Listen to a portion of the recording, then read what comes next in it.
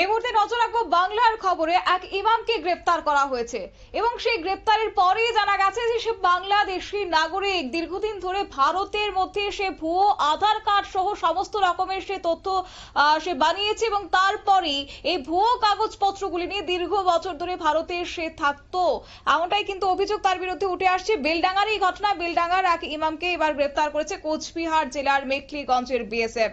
সেলিম আনসারি নামের সেই ইমাম বাংলাদেশের বাসিন্দা। গত কয়েক বছর ধরে বেলডাঙ্গার একটি মসজিদের ইমাম হিসেবে সে কাজ করছিল সেলিম আনসারি।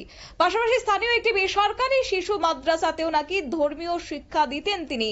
বেলডাঙ্গার মকরামপুরে দক্ষিণপাড়া এলাকার মসজিদে নিজেকে বিহারের বাসিন্দা বলে পরিচয় দিত দীর্ঘ বছর ধরে এই ইমাম। এছাড়া এলাকায় সেলিম আনসারি টেলারিং এর কাজ করত বলেও কিন্তু জানা গেছে। বেলডাঙ্গাতে তার মাকে নিয়ে সেলিম একটি ঘরে ভাড়া থাকতেন। সেলিমের মা ফাতেমা জানিয়েছে তিনি বছর খানেক হলো বেলডাঙ্গায় এসেছেন। তিনি সেলাইয়ের কাজ করতেন। তাদের বাড়ি বিহারে বলে তারা দাবি করছেন, যদিও এই ক্ষেত্রে সেলিম আনসারি বেলডাঙ্গার মকরমপুরের ঠিকানায় তার আধার কার্ড, তার প্যান কার্ড, তার খাদ্য সুরক্ষার কার্ড বানিয়েছে। যদিও তার মা ভিন্ন ভাষায় নানান কথা বললেও বেশ কিছু ক্ষেত্রে জানেন না বলেই তিনি জানিয়েছেন। গত 12 দিন আগে বিহার যাবে বলে বেলডাঙ্গা থেকে বেরিয়েছিল সেলিম আনসারি। গতকাল সন্ধ্যায় কোচবিহারের সীমান্ত থেকে সেলিম আনসারিকে গ্রেফতার করেছে বিএসএফ। কি রয়েছে বিস্তারিত শুনুন। কি নাম বলেছিল, কোথায় বাড়ি বলেছিল? বাড়ি আপনার বিহার বলেছিল। বিহার বলেছিল, তাহলে বাংলাদেশ যেতে গেল কেন?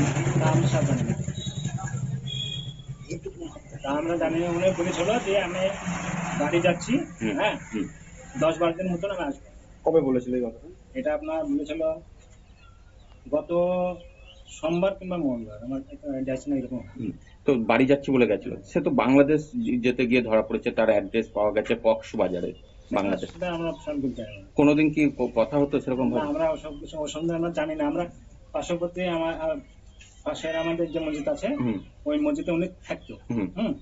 ওই মসজিদ থাকার পর ওনার ওই মসজিদে একটু মানে কথাবার্তা হয় বলে সেখানে এটা হয়েছিল, ঝামেলা হয়েছিল। ঝামেলা বলতে গেলে ওনার কথা খুব আসতে, হ্যাঁ ওই মসজিদে মানে উঁচু ধরনের মসজিদ, তো ওনার একটু কথা সেরকম মানে কষ্ট মুসলিম বুঝতে পারল না বলে আমাদের এখানে গরিব মসজিদ, মাইনেটা কম। আমরা বলছেন এই মাইনেটি বলতে আপনি বসে আছেন লাগান বলে খালি নামাজটাই পড়া। ও যখন ওখানে ছিল না তখন কাজ ছিল না, এখানেই থাকতো? হ্যাঁ ওখানে আপনার কাপড় সেলাইয়ের কাজ করছিল। কাপড় সেলাই কোথায় সেটা? সেটা গ্রামেই করতো। গ্রামেই করতো। তো হঠাৎ করে আপনাদেরকে বিহারে বাড়ি বললো, তাহলে বাংলাদেশে যেতে গেল কেন? আমরা সাথে কি বলবো, কোনোদিন সন্দেহ হয়নি? আমরা জানি না ভাষা কি, যে ভাষায় কথা বলতো সেই ভাষার? মানুষ আমরা ভাষা ও বাংলা ভাষায় কথা বলতো তো? বাংলা ভাষা কোনো বিহারি টান ছিল? কথা একটু আলাদা এরকম ছিল, তা আমরা তো এসব জানতাম না। মানে আলাদা এমনি বাংলাদেশে একটা টান ছিল? না বাংলাদেশের বাংলাদেশের মানুষের তো আমরা মানে কথাই আমরা বুঝলে জানি না। মানে আপনার বাংলাদেশের কথা কিরকম, আমরা কথা কিরকম আমরা এসব জানি না। আপনার নাম? আমার নাম সালাম। এটা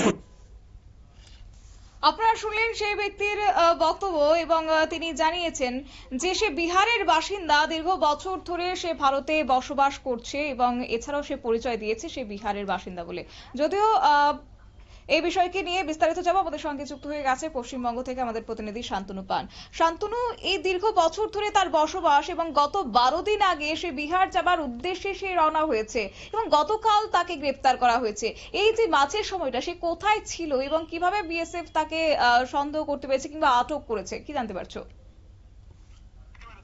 দিন ধরে কিন্তু তিনি এখানে বসবাস করছিলেন। যদিও পুলিশের যেটা অভিযোগ বা বিএসএফ সূত্রে আমরা জানতে পারছি, তিনি যখন এখানে বসবাস করছিলেন তার নির্দিষ্ট পাসপোর্ট এবং ভিসা ছিল।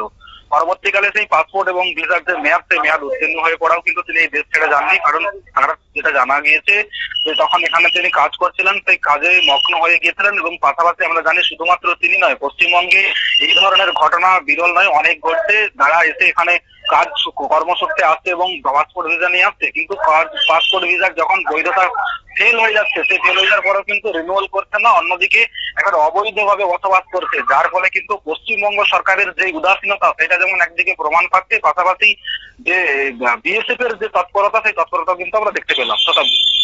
একেবারে তবে সেক্ষেত্রে আমরা দীর্ঘদিন ধরে একটা অভিযোগ সামনে আসছে যে ভুয়ো আধার কার্ড নিয়ে পশ্চিমবঙ্গ থেকে বিভিন্ন অভিযোগ। তবে যারা এই ভুয়ো আধার কার্ড তৈরি করছেন তাদের সঙ্গে কি তার যোগসাজশ ছিল এবং তারপরে সেই দীর্ঘ বছর ধরে ভারতে বসবাস করছিল?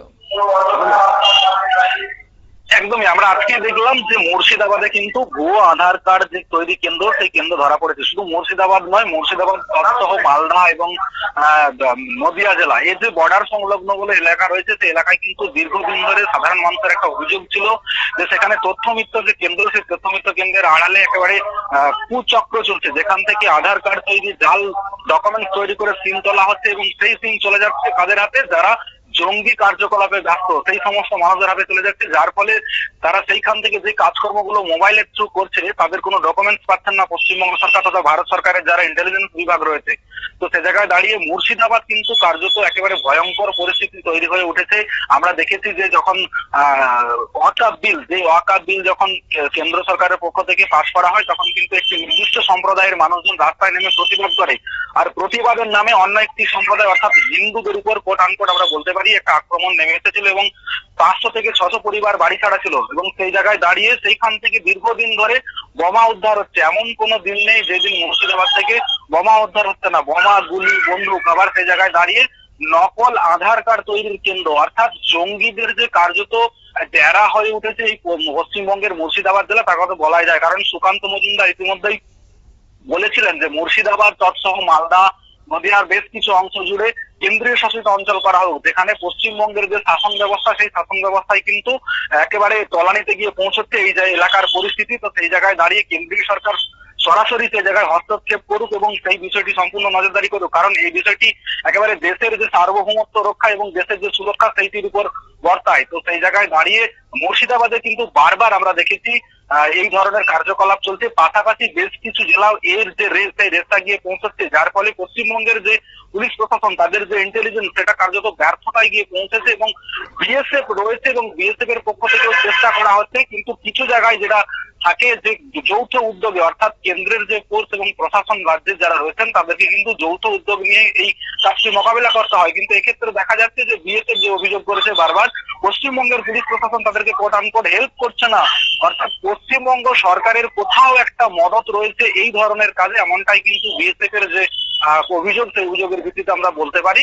তো সেই বিএসএফ তাদের কর্মচারী, তাদের যে ইন্টেলিজেন্স, সেই ইন্টেলিজেন্সকে ব্যবহার করে এই ধরনের যে মানুষজনকে ধরে ফেলছে এবং তথ্যমিত্র কেন্দ্রের আড়ালে যে নকল আধার তৈরির কেন্দ্র, সেগুলোকে বন্ধ করা সম্ভব হচ্ছে। শতাব্দী।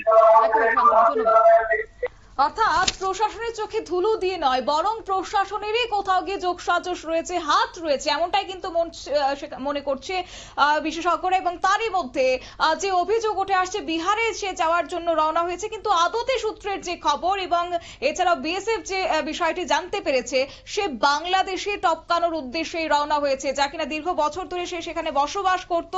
এখন প্রশ্ন হচ্ছে যে এই কটা দিন সেলিম আনসারি কোথায় বা ছিল? মসজিদের ইমামের পাশাপাশি স্থানীয় একটি শিশু মাদ্রাসায়ও নাকি সে শিক্ষকতা করত, সেখানে কি ধরনের শিক্ষা দেওয়া হতো তা নিয়েও কিন্তু ইতিমধ্যে তদন্ত শুরু হয়েছে। তবে অন্য একটি বিএসএফ সূত্রে জানা গেছে, গতকাল বাংলাদেশ সীমান্ত দিয়ে পার হওয়ার সময়ে মেখলিগঞ্জের বিএসএফ তাকে ধরে ফেলে এবং তার কাছ থেকে বৈধ পাসপোর্ট তার কাছে ছিল না। বিএসএফ সূত্রে আরো জানা গেছে, সেলিম আনসারির বাড়ি বাংলাদেশের কক্সবাজার জেলায়। সে ভারতে এসে আধার কার্ড, প্যান কার্ড, ব্যাংকের পাসবই এবং একাধিক ভারতীয় পরিচয় পত্র সে তৈরি করে ফেলেছিল। অবৈধভাবে আন্তর্জাতিক সীমান্ত পার করে ভারতে প্রবেশ করেছে বলে বিএসএফ এর কাছে স্বীকারোক্তি করেছে সেলিম আনসারি। অবৈধ অনুপ্রবেশের অভিযোগে ওই বাংলাদেশি নাগরিককে গ্রেফতার করেছে বিএসএফ এবং গোটা ঘটনাকে ঘিরে ইতিমধ্যে চাঞ্চল্য ছড়িয়েছে। নিয়ে নিচ্ছে ছোট্ট একটি বিজ্ঞাপন বিরতি, সঙ্গে থাকুন।